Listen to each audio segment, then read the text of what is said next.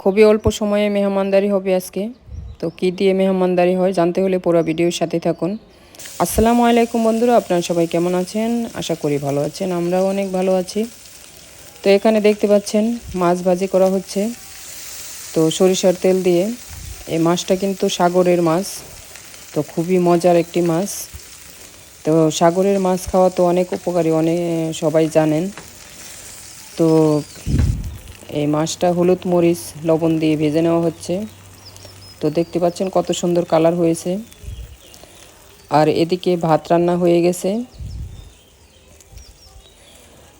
আর মাছটা এক পিঠ হয়ে গেছে, অপর পিঠ উল্টিয়ে দেওয়া হচ্ছে। যারা যারা অ্যালার্জির কারণে ইলিশ মাছ খেতে পারেন না, তো আমি বলবো এই মাছটা খেয়ে দেখতে পারেন।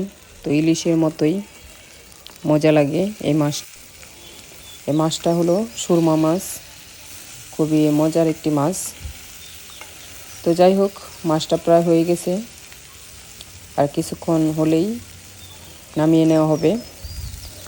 তো আর এদিকে রান্না করা হয়েছে একটা ভাজি, আলু সিম মাছের তেল দিয়ে একটা ভাজি করা হয়েছে। ভাজিটার কালার কিন্তু অনেক সুন্দর হয়েছে। আর এদিকে টমেটো আলু দিয়ে মাছ রান্না করা হয়েছে। এই তো দেখতে পাচ্ছেন মেহমানরা খাচ্ছে। তো সবাই মাশাআল্লাহ বলে কমেন্ট করবেন। এই মেহমান, ওই যে ছোটো দুই মেহমান খেতে চায় না, মূলত এই জন্যই এভাবে খেতে দেওয়া। তো আমি বলছিলাম কেমন হয়েছে, তো বলল খুবই মজার হয়েছে। তো মজা করে খাচ্ছে।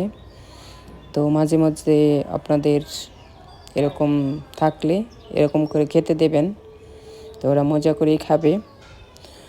তো সব মিলে আজকের ভিডিওটা কেমন লাগলো অবশ্যই কমেন্ট করে জানাবেন। ভালো লাগলে চ্যানেলটি সাবস্ক্রাইব করে নেবেন, আর ফেসবুক পেজ থেকে দেখলে পেজটি ফলো দিয়ে রাখবেন। আজকের মতো বিদায় নিচ্ছি, সবাই ভালো থাকবেন, সুস্থ থাকবেন, আল্লাহ হাফিজ।